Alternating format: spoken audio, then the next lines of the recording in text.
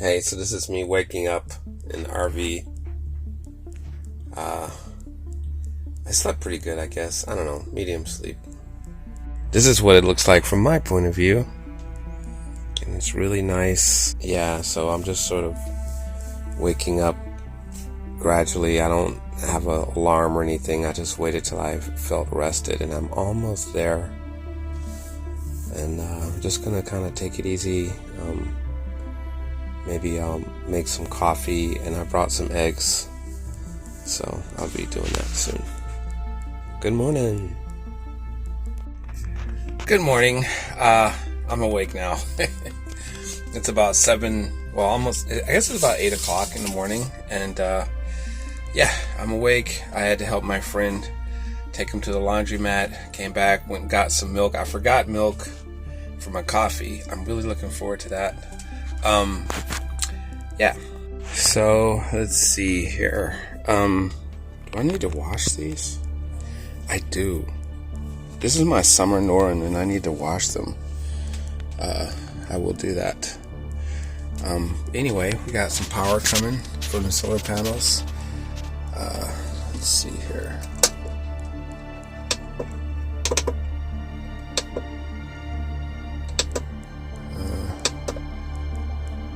2 amps. It's usually 2 amp hours coming in. That's good.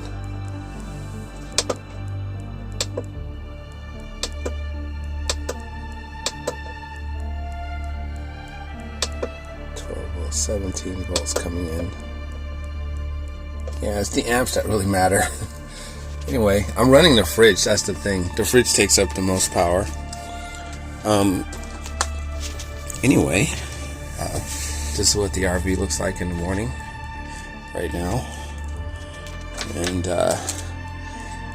yeah, it's looking good. Still a mess here. I need to wash those. Anyway, I'm gonna do some coffee here somehow. Let's see. I have this pot. I need to wash it. Put it here. Let me do that real quick.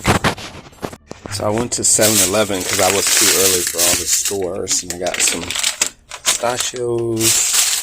I had a taste of fruit, so I got this cheapo 7-Eleven fruit, which is like not the best, but better than nothing.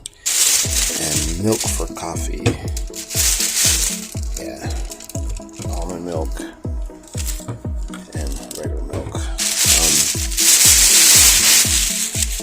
So yeah, let's make some coffee. Alright, so I just put the milk in, put some almond milk for creamer effect. And I pretty much do this instead of water. Just pour that in here.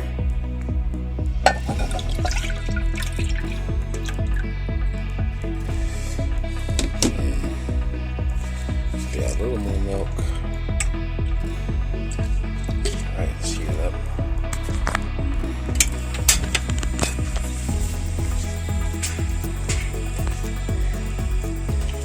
And that's it for now.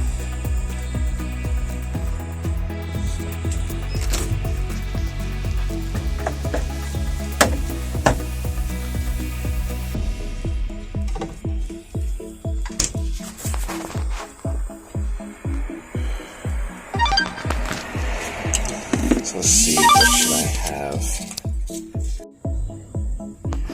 So we're gonna have this stuff, which I told you yesterday was really awesome.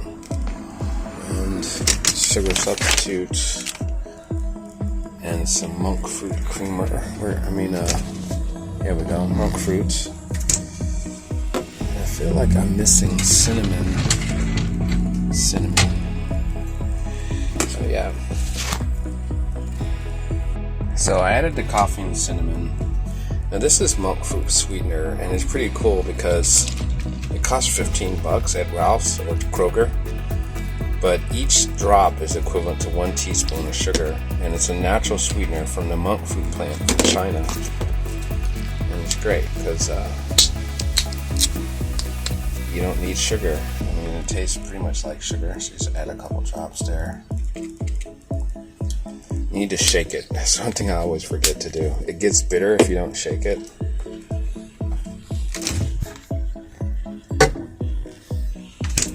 And then I'm just gonna add 2 tablespoons of this. Anyway, I added this allulose. So this is like 1.5 to 1. So basically 1.5 tablespoons of this is equivalent to a tablespoon of sugar.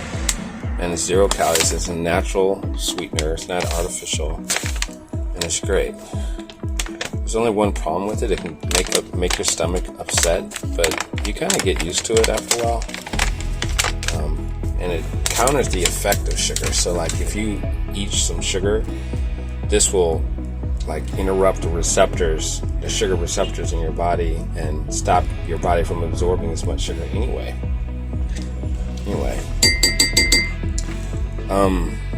All right, we're ready to go. Let's add this milk here.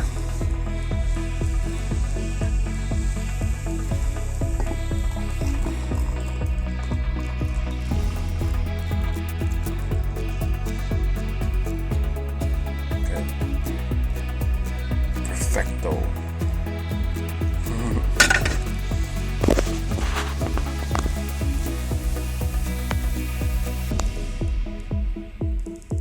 Okay.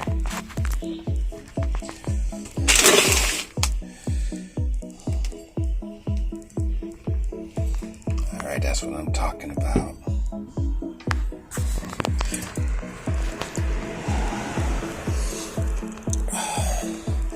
So I just washed these, and let's see, where can I put this? I'll put it back here for now.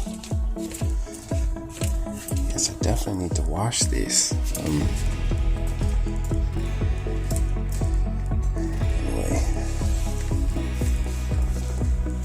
I bought these at the Home Depot. I need some better, what do you call them? Whatever you want to call these things. I need some better ones. Cushions. Yeah.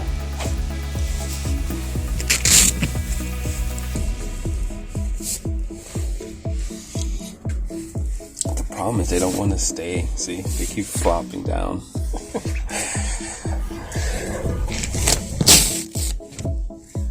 They don't want to stay.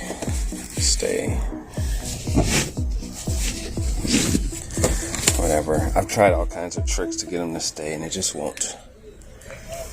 Let's see here. Need to add some water to that. So yeah, that looks really good in the light. So yeah, it's gonna be part 1 of my breakfast today. Just have some nice coffee, relax, chill out. I'm over here in on like this crazy street. It's not really a crazy street, but it's not that crazy street, but more, it's an industrial kind of commercial district, rather, we could say. But yeah, anyway, I'm having my coffee now. I'll talk to you soon. The real me in the morning.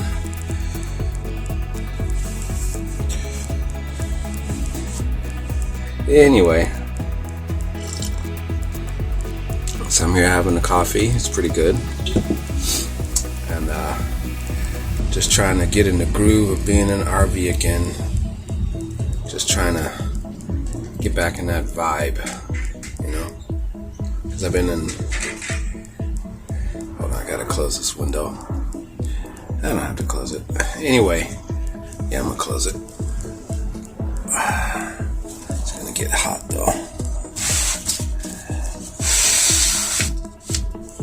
There we go. Anyway, I don't know if you can hear me or not. Alright. You should see the contraption I have the camera on. I don't have a tripod, so I kind of stacked it on some recyclables. Anyway, just kind of want to talk about what's going on. This is like my therapy, because I can't really talk to anyone else about it. So I'm planning to take this. No, we're taking this trip. I decided to stop saying planning. I've been saying that literally for 2-3 years. So I'm trying to use these mental techniques of like talking as if the trip's already happening. Because really, I've been planning it and I'm just in perpetual planning mode. Like, for real. Like, it's just ridiculous. Like, this is just, I'm on the trip. This is just the prep stage. So I'm trying to talk more like I'm actually on the trip now. It's not in the future. It's here now. Yeah, so, but like I was saying yesterday, I'm thinking every week I'm gonna just increase the amount of time I spend in the RV to get back in the mode of it, you know? Because that apartment is just like making me too soft. Really, it is. It's just making me too comfortable, too soft. And you start getting into this kind of complacency, and you start getting, because it's easy, it's convenient, it's comfortable, right? And you know, your body gets used to that comfort. Like, there's just all these little things we take for granted, like running water, flushing toilet, bathroom, fridge, ice, air conditioning, electricity, internet. I can approximate a lot of that here, but it's definitely more work for sure, and money, right?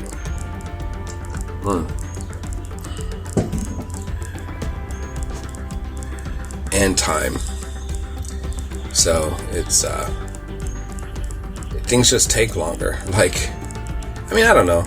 I forgot the milk, so I had to go to the store. That kind of threw me off. But you know, I've run out of milk at the apartment and had to go to the store. So yeah. One thing I like about the RV life is like you wake up out of the matrix. Like, the only connection to the matrix is like the street and whatever guns they're using to enforce the street, right? Like, because you know, the whole matrix enforcement is basically guns and violence, right? Like, that's how our whole society is constructed. So the thing about the street is it's a very minimal level of enforcement. So it's still there, right? But right now, in this moment, I'm closer to nature. So there's a war between nature and the matrix, or, you know, see this video if I've made it by now about the matrix. You know, our whole system is just like bad. It really is. Don't get me wrong, it has some good parts, you know, but I would say it's 80% bad. You know, bad for all of us. Bad for us, bad for the earth, the animals, the environment, people who aren't of a certain persuasion, right? And it's just bad. So we want to connect with nature and reconnect. In a city like LA, that's hard to do. I mean, it's hard, it's not, but it is, because it's such an expensive city here. So unless you're like a millionaire, it's really hard, because you're probably renting a place that you can barely afford. So all of your money and time are going to go towards that. Why does it keep saying that like I'm not talking? I'm a philosopher. I love to philosophize. But yeah, so people don't realize this, like that there's a war even happening between nature and our society. I just call it the matrix, you know. There's so much more negative, evil stuff going on beyond just the simple organizing principles of a village. Like, you know, they try to perpetuate this idea like this is just the extension of village life. Like, if village life just evolved, this is what it would be. It's not true. Maybe it is for people that live in rural areas. They're more connected to nature, farms and little, you know, enclaves, whatever. But in a city like LA, why are we here? Like, who is really benefiting from us being here? I mean, we get kind of led on with this idea of the beach or the sunny weather or whatever, or the beautiful weather, or being near Hollywood or some nonsense. But honestly, most people here are so busy surviving, they hardly get to do any of that stuff. I'm talking about, sure, the upper class, people making 200 plus a year, maybe they can, but they pay in other ways. Unless they're like a celebrity or somebody that has like a dream job. But anyway, the point I was making about RV life is like, even in the city, when we're parked in the street, we're in nature. We're connected to the ground. We're in nature. It's just they paved it over with some rocks, But there's some trees here. There's some animals, some squirrels, whatever, some birds. And so the only difference between me being here and me being in the middle of the woods is the fact that every now and then the police or the security or the parking enforcement come through and try to enforce the laws that they want on us, right? Like, I'm just sitting here minding my own freaking business, and here they come, right? It's like, yeah.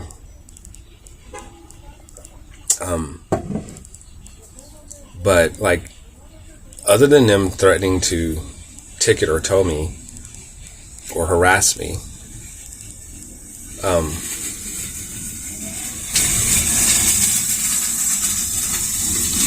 basically, I could just be here forever, right? So how does that play out in the apartment? Or, it's like, oh, well, you have all these bills, right?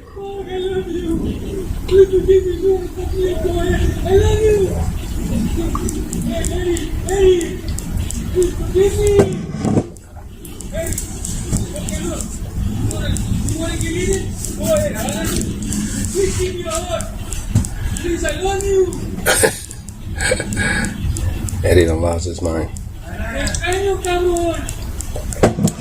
Anyway,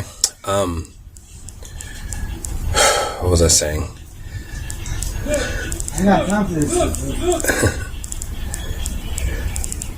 Anyway, what I was saying was that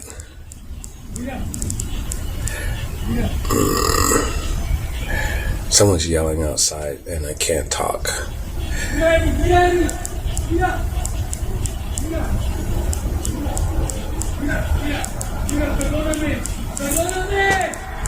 Anyway, what I was saying before I was so rudely interrupted, I was just talking about how it's the closest thing to nature in the city, pretty much,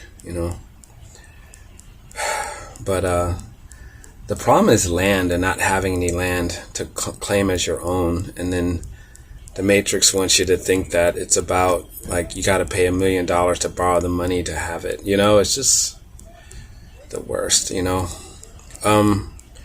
Anyway, I don't know how we got on that subject, but back to the trip. Let's see. So my main issue is I need to register this RV. That's what I'm working on right now. And there's a trillion problems in it, but nothing that can stop me from going, really, except for that. So I don't know. But my plan. So we're going to leave this area on the 1st of September. So that gives me 2 months to get everything ready. Yeah. And then we're going to go. I'm going to celebrate at Red Lobster first.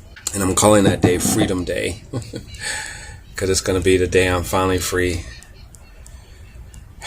Maybe one day I'll tell you. I don't think I ever will. What's going on with me personally. Maybe you can guess from if you've seen all my videos. Yeah, but anyway, I'm calling that Freedom Day, and that's going to be the beginning of my travels. And yeah, I'm going to start with a trip around Southern California.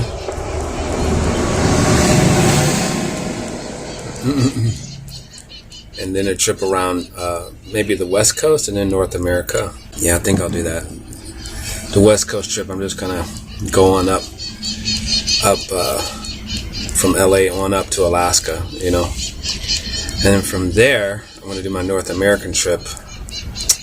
Maybe if I end that one in Alaska, I'll come down No, I'm just going to play this by ear. I'm not going to plan everything out. I'm just going to play it by ear, so we'll see what happens. I have a car, a white Ford Explorer, that's awesome, but I'm not going to take it with me. My plan is to have a really souped up electric bike that's almost like a motorcycle, but it's an electric bike. Because, you know, when you have electric bikes, it's like an electric dirt bike, but it's a motorcycle. I mean, it's a bicycle, like it has pedals, right? So I think that's the best arrangement. Better than the motorcycle, because then motorcycles are bigger, heavier. You're limited to roads, whereas bikes, you can go on bike trails and bike paths, you know, as well as roads. This particular bike can get up to 45 miles an hour, which, you know, I'm not planning to take it on the freeway. It's just like, you know, it's just for excursions, right? Like, I need to go to the grocery store. I need to go to the store. I do that a lot here now with bikes, so I'm kind of used to that. I do have a car. The car, it's making me lazier, because in situations where I would have taken the bike, I take the car. And so I'm sitting, I'm not exercising and working out. Yeah, it's quicker, but I just want to live a slower life, you know. I don't want to be, I'm a child of the Matrix, I'm a total product of it. And now I want out. And I'm out. I got out 5 years ago. Yeah, it's just so hard to extract. I mean, I remember when well, anyway, forget it. I'm not going to go down a tangent. Anyway, back to the motorcycle. So, I mean, the bike. I also saw a cool electric bike. If I can find it, I'll show you the picture here. What's the difference, really? One has pedals, one can go faster, one's legally a motorcycle. I think I'm going to start with the electric bike. Because another thing is, if for some reason the power runs out, I can pedal it. Although it would be a difficult pedal. With a motorcycle, you can't pedal. You just have to, you know, push it yourself. And I don't know. That's the current plan. Yeah, and then I want to get some mountain bikes too, because I want to do mountain biking. And yeah. So financially, you know, people don't really talk about money. Like, well, how do you... And it's so scammy in a way, because, you know, you see these YouTubers like... I'm going to just mention a couple. Gone with the Winds, Sailing Uma, My Name is Teo. And they represent a broad spectrum, right? But they give this delusion that anyone can just do this. Now, it's true, anyone can, but the major problem is that if you don't have a passive form of income or a way to make money remotely as you travel, it's going to be rough. Like, and what happened in all three of their cases was, you know, in the case of Gone with the Winds, they had a way of making money as they traveled. One was a photographer and she was a makeup artist. And I think that's what they did in the very beginning. Plus, they went into flipping houses, and I think they got a significant amount of money from flipping a house, and that's how they bought their RV. I don't know how much money they had on their travels, but, you know, eventually they got it to this place where they had the time, energy, and effort and finances to focus on YouTube and get that YouTube money. That's a big deal. If you can get YouTube to pay you even $100 a month from whatever, passively, on a whole different level. Because, yeah, and so that's what happened with Sailing Uma. Like, they were architectural students, and, well, I guess they graduated with architecture degrees, but instead of taking that traditional route of like, okay, let's go rent an apartment, I think they maybe did, I don't know, but instead of renting an apartment and then getting a job to pay for it and all the associated lifestyle expenses, they decided to buy a sailboat. They scrapped up the little bit they had and bought a sailboat. This split is a significant deal because even though they look like poor, whatever, you know, people in the Matrix look down on nomads because they think, oh, look at you, you're homeless, you're living on a derelict boat or whatever. The thing is, though, those people are not plugged into the system, like, and they own something. Like, they own, it's not quite a piece of land, but it's the next best thing. And so they had some little cheap boat. I think they got it for $1 or something. And they had to fix it up. I don't know. They got it really cheap and they fixed it up. They're still fixing it up like 10 years later. But they were sharing this experience on YouTube. And then eventually they got to the place where they were able to make from, I think it was Patreon. And Patreon's another big deal too. But through Patreon, they were able to get people to support them to the tune of $300 a month. And it was growing. And I guess they're pretty smart. I guess they saw the trend and they're like, oh, wow, if we keep doing this, we're going to be able to make a lot of money just sharing our lifestyle. So that's what they did. I think they did some consulting gigs, or they worked for, they did some contracts with architecture stuff, whatever. If you're an architect, then that's not hard to do. And so now that's how they make money. They're full-time content creators or whatever, influencers, whatever, in the sailing space. But Kika, the woman, in the very beginning, she gave a talk where talking about don't buy a couch. And at first I was like, oh yeah, I get it, like don't buy a couch. But the problem is that for your average person that's plugged into the matrix, it's not that simple, because they were lucky because they were college kids. College kids aren't plugged into the matrix except for student loans. They're not plugged in yet.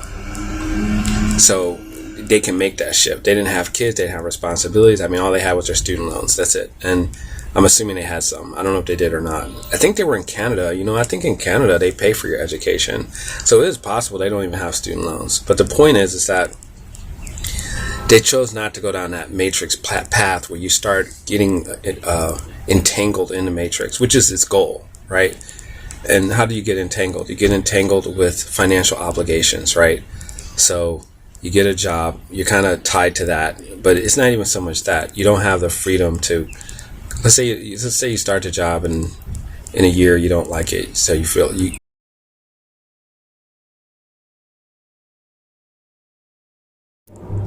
it took him getting diagnosed with a spinal injury to finally be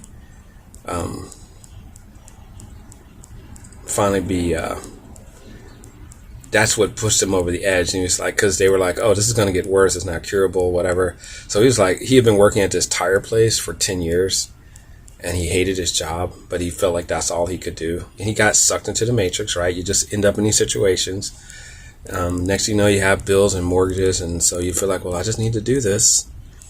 And then anyway, he ended up quitting his job and spent all his savings on a sailboat, just got whatever he could afford, taught himself how to sail on a river, and as soon as he could, he sailed across the Pacific to Hawaii with his cat Oliver.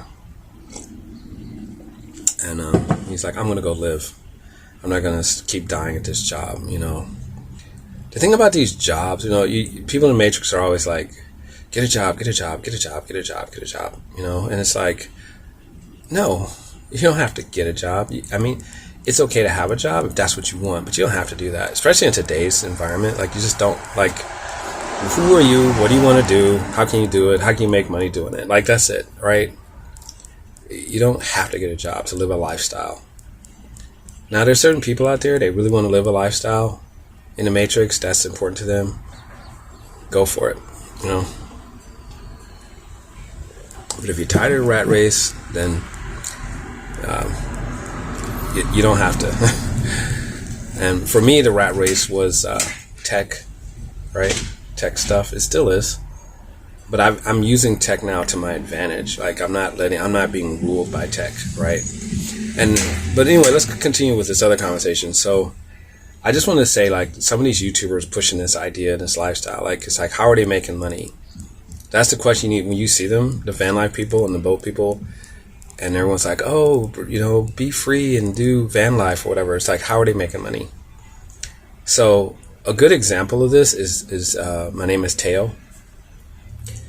I think his is the most interesting because he's just sort of an average person, right?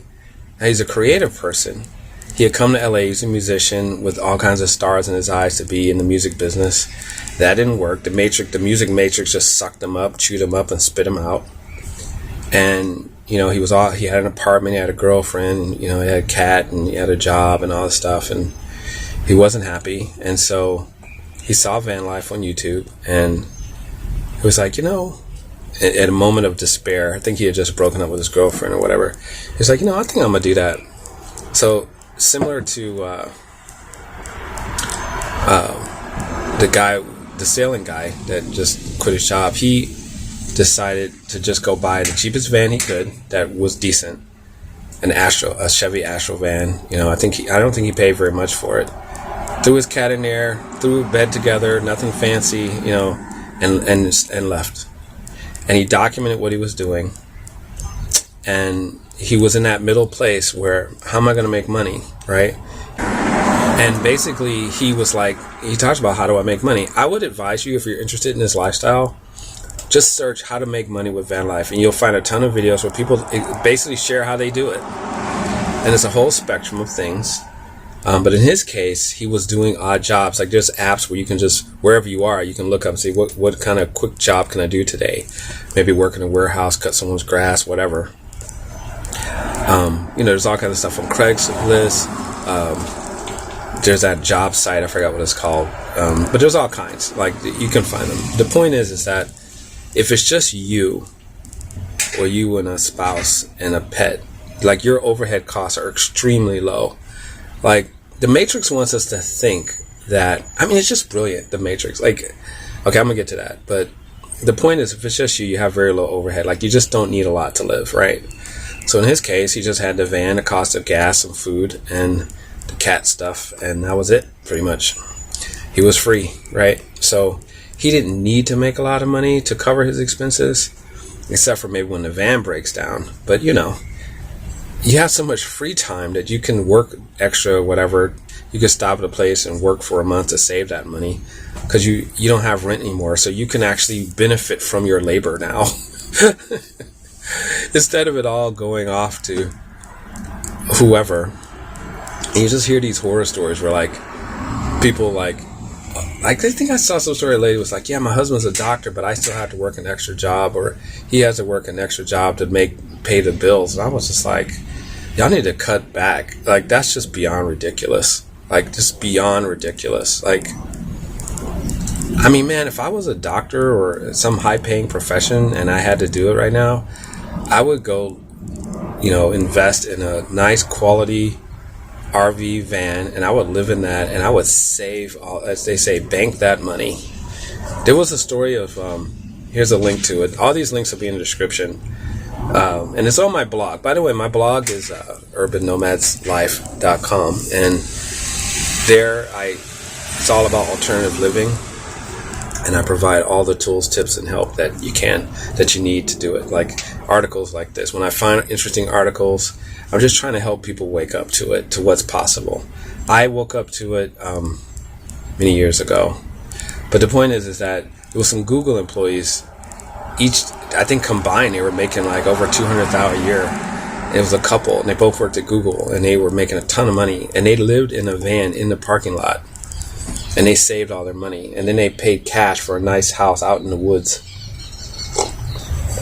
Like, that's how you do it, Like, this idea of like just being these consumers to live an image. Like, I used to be that way. Part of me still is, right? The Matrix is constantly sending you images to brainwash you into thinking that to be happy, you have to have all this stuff. You got to have $2 million house in Santa Monica, and all your kids have to go to private schools and all these activities, and you got to go on vacations here and there, and it's like you got to have like $1 million to do this lifestyle, and it just doesn't take all of that. It just doesn't, right? But if you're really worried about what your friends think and all that stuff, and maybe your parents or your mother or your dad, whoever, someone's putting pressure on you to live a certain way, you've been conditioned that way. I know in my family that was the case. We have what I call achievement-itis. It's like, if you want our love, you better achieve like that, only to achieve and realize they still didn't love you. It's like, anyways, I'm in my 50s now, so it's like, I'm just now getting to this place of like, who am I? What do I want? Like self-love, right? instead of like trying to please my parents or whoever. But yeah, this thing the Matrix does, like, where you're just brainwashed to think that you have to spend all this money to be happy, which is just a lie. And they're really in trouble now. Like, that whole system's kind of coming to a peak, especially with YouTube and online video, and where people can finally see this lifestyle. We just had like stories, right? Like, you might read a book, see a movie, but you don't really know what it's like. And then they stigmatize it, right? It's like, oh, you're trailer trash, you're poor, you're homeless, you know. And then you, oh, I don't want to be that. Let me go get the $3,000 a month apartment, you know, so I can feel good about myself. Like, and I deal with that still, you know. Even today I'm dealing with it, you know, because my RV is pretty messed up right now and junky and dirty, and you know, there are these different parallel realities of like, you're homeless. I'm not homeless, but you're living raggedy. You're poor. You're not classy or whatever, right? And then there's another dimension of like, oh, you're creative. You're empowered. You're you know, self-actualized. You're your own person, right? Like that. Sorry, all these cars, but it's the way it is. Yeah, so I've had to face all that stuff, and I've come to full terms with it. Luckily, my kids are all grown now, so I'm free of that. I mean, I love my kids, and it was a great experience having them and raising them, and we went through some crazy times. They seem to have all survived it pretty well, from what I can tell. They may not agree with that, but I'm pretty happy with how they came out. But could we have done this? Could we have done this otherwise? I don't know. Because we were kind of forced to in LA, you know. But my wife and the kids were never really on board with it. I mean, the kids every now and then would kind of, and then no, it's like, but my wife never was and still isn't. So our paths have kind of diverged in that way. I want to go deeper. I want to go do more. She wants to go to the Matrix, be in the Matrix, get the car payment, get the fancy car, you know, all that nonsense. She's like, it's like I had to have like a spiritual awakening to see it. And if I hadn't had that moment, one of the best moments, you know, we ended up, it's a long story, and if I make a video of the story, I'll link it here. I think it's the second video in this series. So if you go to the very beginning, the second video, I tell the story. So I'm not going to keep telling it here. But the point is that no matter how hard I worked, our situation financially just kept deteriorating till literally it got to the point where we were at an Airbnb, and my client, you know, I do tech work, my client didn't pay. They were going to pay. It wasn't like, you know, but they didn't pay, and I had a weekly arrangement. And when I couldn't make the weekly arrangement, I thought, well, let me just pay daily. And the people the Airbnb greedy people were like, oh, we got this other group coming. They're going to rent it for 3 months, so you have to move. The thing with Airbnb is like, you don't have no warning. They can just kick you out. Airbnb is not the thing to do when you are, you know, what's the word, homeless or trying to find a situation. It's not. I think I did another video on that, why you shouldn't do Airbnb. But the point is that then I tried to get another Airbnb, and the guy screwed me over, and my money got tied up, and it just spiraled down till literally we were in a park. It was a nice park in the middle of this apartment complex, but technically we were in the park for a night, and that's when I had this sort of epiphany moment the next day. So if you want to see that, it's the second video, I think, called My Story. And I look back on that now, and I'm like, man, as bad as that appeared, it wasn't really that bad, honestly. Just in our minds it was. Oh no, you're homeless.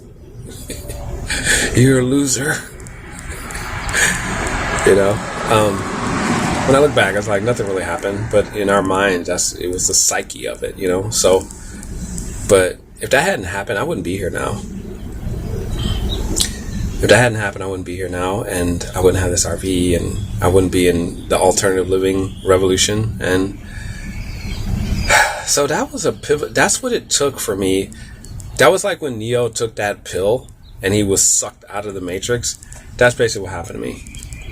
It was a red pill moment, and I got sucked out of the Matrix. It was very scary, but I came on the other side a new person, and I got to see things I just could not see on the other side. Like, and that's why I have sympathy, or for Matrix puppies. Like my wife, because I know psychologically they're just trapped in their minds. It's not like they're making a conscious choice. It's subconscious, and they just don't see. They don't see what I see. They don't see all the themes of alternative living. They just don't get it. And I didn't get it up until that point. Like if someone had come to me, I mean, I had hints of it. We had several hints. There was an RV pulled up in front of our hotel at a hotel once, and I thought that's a good idea. Then we were at this other Airbnb, and an RV was parked smack in front of it, and I was like, wow, that's interesting. But yeah, I don't know. If that hadn't happened, I'd probably still be over there trying to run the rat race, working 10 jobs to pay everything. Look at my hands shaking. Watch. Look at that. I'm trying to stop it. I don't know what it is. Yeah. Old age. Whatever. So the point is that there's ways out, and it takes work, but you're going to work hard anyway. You're going to work for the Matrix anyway. So it's just, why does the Matrix want us to think that, on average, we have to have a house that costs hundreds of thousands of dollars of inflated money, work 2 jobs, work our butts off, go into debt to learn to work our butts off, to buy a bunch of stuff, to go into debt to buy a bunch of stuff? Why is that programming out there? And it's because when you probably only need 1/10 of that to be happy, right? It's because that other 90% of your efforts that you don't need goes to them. And they do a reverse psychology where you think you're doing it for you, but to do that you got to borrow the money from them. Once you borrow the money from them, you become an indentured servant to them, and then the interest payment is all that money you think you need to get that thing you think is going to make you happy. That's probably going to depreciate anyway, except for real estate, right? But yeah, so it's like they benefit. And if you don't believe me, just look up, just Google income inequality. There's tons of reports and statistics that show that the top 1% or less have accumulated most of the income over the last 40 years and most of the assets, and that's accelerating to the point where they're going to pretty much own everything, and we're all going to just be their slaves, basically, and they'll use robots and AI to keep us in line. Watch the movie Elysium. That's not for kids, by the way. That's what I think they're trying to do. It won't be a space station, but the wealthy will live like they continue to live right now in enclaves like Rancho Santa Fe, look that up. Pebble Beach, look that up. These are their enclaves. In the movie Elysium, it's a space station, which is a metaphor. And then they control the masses on Earth who live in slums with AI and robotics. I actually believe that's what they're trying to do. They don't want you to know about alternative living. I'm surprised that YouTube has... I'm still trying to figure out YouTube. Like, I know it's owned by this corporation, Google, but they've allowed so much information that has been so freeing to get released that... Because I'm like, I know they don't want us to do this. Like, you definitely see it with the crackdown on alternative living, right? They don't, especially in cities like LA and any other cities, they don't want you breaking free. So they're gonna make laws and stuff to make this lifestyle illegal. You can't live in your boat. You can't live in your car. You can't even be homeless. You can't have a tent on the side of the road. You can't live in an RV. Even out in the middle of the woods, you can only be there for 14 days. On a land we stole from the Indians that we're not doing nothing with, called BLM land. Like, every square inch they want to control, right? So, but as their vice gets tighter and tighter and tighter, we're pioneers. I realize I'm a pioneer. More and more people are going to be living this way. Like, more and more people, because more and more people are going to just be plucked out like I was. Like, like for me, it just got to the point where I just was at my limit and I couldn't pay anymore, and I got kicked out. I got spit out, right, that day. So that can happen to anyone. It happened to a friend of mine in North Carolina. Like, all it takes is a little accident or something, and boom, you're spit out. And the system is merciless. Like, they don't care about you. Like, you find that out too. You think there's someone that cares? You find out real fast. Nobody cares. So you better care for yourself. And I don't mean going back into the Matrix. I mean, like, escaping and working twice as hard as you would ever have worked in the Matrix to escape. That's what I mean. So, anyway, yeah. But all this, I talk about all this on my Substack and on my website, urbannomadslife.com. And yeah, so I call it the alternative living revolution. And welcome aboard if you're new or thinking about it. Yeah. So, but yeah, that's why, it's like, and they control media, they control the news, they control the movies and the films and TV shows, and they're constantly selling these lifestyles of the rich and famous, so that you think to be happy you have to be rich and famous, and that keeps you working harder, buying stuff you can't really afford that you don't really need. I mean, I don't care what car you have, after a while it's just like another car. I mean, I want a fancy truck. There's a fancy truck I want, but it costs a lot of money, and but it's like, do I need that truck? No, I don't. Do I want to go into massive debt to get the truck? No, I don't. No, it's just dumb. Like, as much as I love that truck. Anyway, when you have free time, which we're taught that we don't have time because the Matrix consumes all your time. So you just buy into this idea that you have to work 40 hours a week. Like, who made that up? Like, why? Because what was his face? Henry Ford made a factory and everyone had to come and work 40 hours a week. I mean, who made that up? Like, someone just made that up. Like, you don't have to do that. You don't have to do anything. Oh, but if you have to pay rent and all this other stuff, oh, well, now you do. So when someone like me just has an infinite amount of free time, it's like, oh, you're lazy, you're not being productive, you're inefficient, you're not ambitious enough. It's like, ambitious for who? Like, for who? Like, people need to get in touch with, like, their purpose. Like, why are you here? Who are you? Why are you here? What's your purpose in life? I have a whole thing on that, by the way, called mydreampower.com. If you want to know how to do that.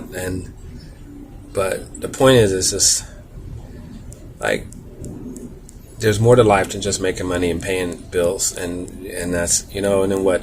And people say, oh, I want to take care of my kids. I want my kids to be better off. What, to repeat the same freaking cycle? Like, no, we have to break out, escape the Matrix, and start over. And as far as kids, the number one thing that's important is, like, what is your kid's purpose? Not just, are they going to just be, let's just take it to the extreme. Like, oh, you're a billionaire, and now you're a multimillionaire. You're going to leave your kids $10 million so what, they can be more comfortable? Like, what? Okay, now what? Okay. Like, this is stupid, right? Alright, I'm just ranting. That's enough. I'm going to stop, and it's getting hot in here, so I think I'm going to leave. Yeah, it's getting too hot. And I don't have air conditioning. My fan is broke. Alright, that's it for now. Nomad out.